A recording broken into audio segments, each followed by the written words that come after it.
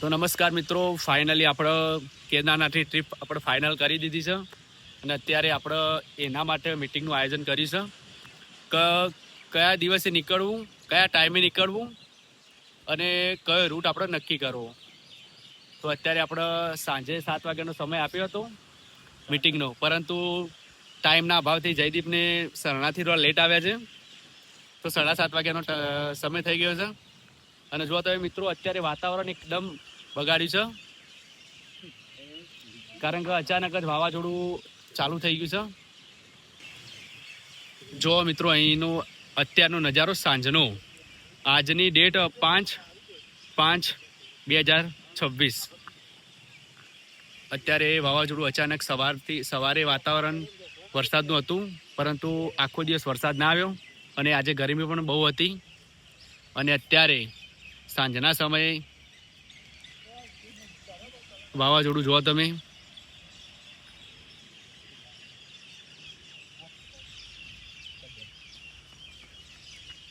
જો જયદીપ અને વિપુલજી બંને શું કરી રહ્યા છે. તો ફાઇનલી આપણે સાત વ્યક્તિઓને 7 ફ્રેન્ડોને જવાનું છે ટૂર ટ્રીપ, પરંતુ ઓનલી આપણે અહીંયા 5 હાજર છે.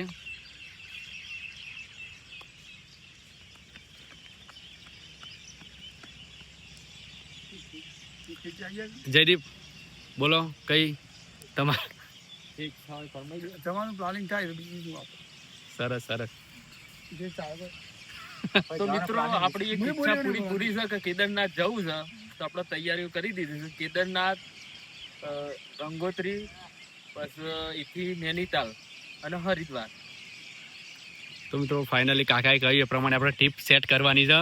તો કયો રૂટ આપણે લઈશું પહેલાં, તો આપણે સહેલાઈથી પડશે અને સરસ રીતે આપણને રૂટ નક્કી થશે. તો આપણે એના માટે પ્લાનિંગ કરી રહ્યા છીએ. તો કમ્પ્લીટલી વિડીયો પૂરો જુઓ, તમારું પ્લાનિંગ કઈ રીતના સેટ થાય છે. તમે પક્ષીઓનો અવાજ સાંભળી શકો છો. એટલું નેચરલ કુદરતી સૌંદર્ય દ્રશ્ય દેખાઈ રહ્યું છે. એક અદ્ભુત જ નજારો છે.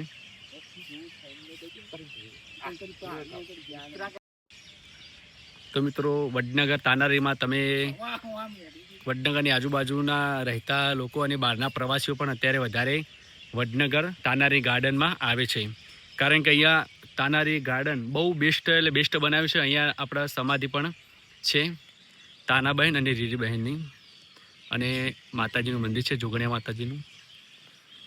તો આપણે કોઈ સારી જગ્યા હોય ત્યાં આપણે બેસીને પ્લાનિંગ કરવાનું રહેશે.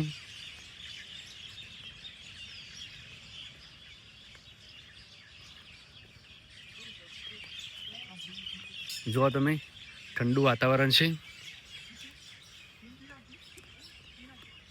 મિત્રો અમારું બચપન આ બાજુ જ વીતેલું છે, કારણ કે અમે નાના હતા ત્યારે અહીં બાજુ જ રમવા આવતા, કારણ કે તાનારી ગાર્ડનના બાજુમાં જ અમારું ઘર આવેલું છે.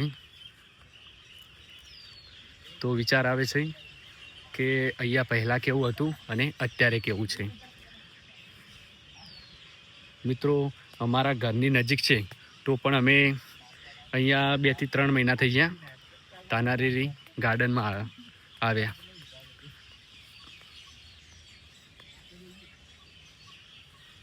જો તમે અહીંયા તળાવ છે, બહુ મોટું તળાવ છે.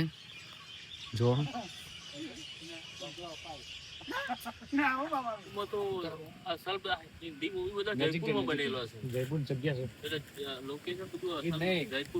જયપુરનો પ્લેસ લેવા જવું ને, તો જયપુરમાં ઓછો પ્લેસ નહીં, જયપુરમાં બહુ બધો પ્લેસ છે. અને બધો અમુક પ્લેસ લેવા જાઉં ને તો તમારો ટાઈમ આખો તૂટી જશે. અને આપણે જે ટાઈમનું આપણું ટાર્ગેટ કયું છે ખબર? આપણું ટાર્ગેટ તમે કીધું નૈનીતાલ ટાર્ગેટ છે. એના પર ટાર્ગેટ કીધું તમે કેદારનાથ, ઉત્તરાખંડમાં ફરી વળી પછી સીધું તો કારણ કે આપણે જો એના કેદારનાથ, બદ્રીનાથ અને ગંગોત્રી, યમનોત્રી, આ 4 સ્થળોમાં જ ખાલી અઠવાડિયું થઈ જાય મેક્સિમમ. હરિદ્વાર તો આપણે દિલ્હીમાં પેલા લઈ લેવું, પણ આપણે નૈનીતાલ જવા છે એટલે પેલા આર્યો રૂટ આવશે. એટલે વિચારો એમ હું કેવું ભાઈ, તો પેલા હોય થી પેલું નૈનીતાલમાં 1-2 દાડા નૈનીતાલમાં, પછી સીધું કેદારનાથ સેટ કરશું. પણ વચ્ચે સ્ટોપ ચલે લેવો થતો વચ્ચે આવો પેલો જયપુર સ્ટોપ લઈ લો, કારણ કે 600 કિલોમીટર સુધી આપણે અંતર આવી જાય, સેટ થઈ જાય. કા પહેલી રાતે આપણે અહીંથી નીકળીએ ને તો હજે હું કહું છું કે જો આપણે 4 વાગે કોઈ 5 વાગ્યાનો ટાઈમ આલી દો તો કમ્પ્લીટલી મિત્રો 1 કલાકના ટાઈમ લેટ આવશે મારા અંદાજથી તો 6 તો વાગી જાવ 6 વાગે અને કમ્પ્લીટ જમીન નીકળવાનું બધાને કારણ રાત્રે જમવાની વચ્ચે ચા પીવા રોકાશું કોઈ પણ જગ્યાએ ખ્યાલ આવ્યો જલ્દી હું કેવું થાય બરોબર ને બરોબર કારણ કે વચ્ચે આપણે રાતે નાસ્તાનું કરી દેજો આપણું નાસ્તાનું તો આયોજન કરી દઈશું જમવાનું આપણા છે ને કરિયાણું દબાઈને ભરીને જવાનું છે અહીંથી. ફરશું હશે એ પંદર દાડા સુધી કોઈ ફરશું હશે નાસ્તો પેલા જોશે ને કેવું થાય ખાવાનું એટલે ખાવા જોગ ના તો મળ ના તો ખાવા યાર આપણે પણ નાસ્તો લેવું અને કરિયાણું એ બધું લઈ લેવું. શેફ કાકા એને સમજાવો એટલે એને ખાવા દો એટલે એને તો ભૂખ લાગે તો એટલે આપણે નાસ્તો બીજો એક્સ્ટ્રા લઈ લેવું. ના વાત સાચી છે. જયદીપ માટે આપણે એક્સ્ટ્રા જયદીપ માટે નહીં બધા માટે કારણ કે જયદીપ નું એકલું નામ ના પડે કારણ કે નાસ્તો બધાને ભૂખ બધાને લાગે એથી નૈનીતાલ 574 તો ઓનલી ફોર આપણે એક કામ કરો પણ દિલ્હી આવી જાય દિલ્હી નજીક પડશે. તો આપણે દિલ્હીમાં પહેલા દિલ્હી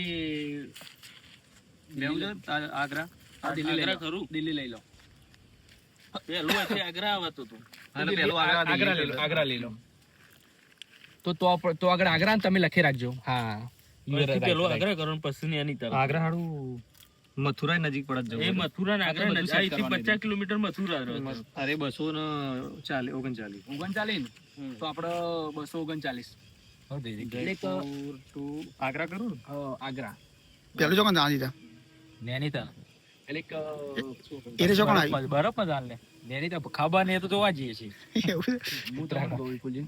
આપણે દાખલા તરીકે આપણે વડનગર થી જયપુર પેલું બરોબર પેલા રાત્રે તો ગાડી ચલાવવાની અને પહેલું રોકાણ રાત્રે તો રાત્રે જયપુર રાત્રે રોકાણ જયપુર લખી દો એ બરોબર અને આગળ જયપુર અને જયપુર ની બાજુ લખે તો ચાલશે આ જયપુર નું 2 લખ્યું ને એના વચ્ચે લખો તો ચાલશે નાઇટ રોકાણ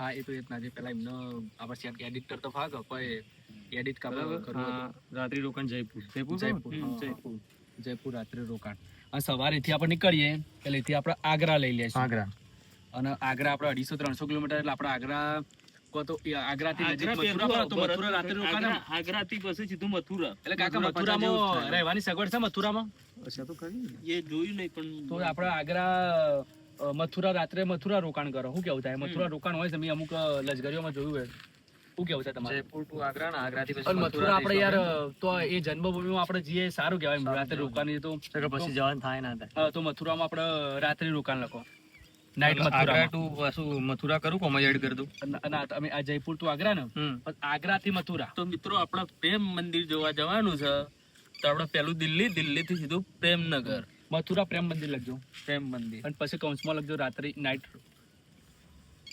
આગ્રા ટુ કોંજીની મથુરા મથુરા પ્રેમ મંદિર પ્રેમ મંદિર રાત્રે રોકાણ કોંજી ચો ગાયો છે આ રીતે નાઇટ રોકાણ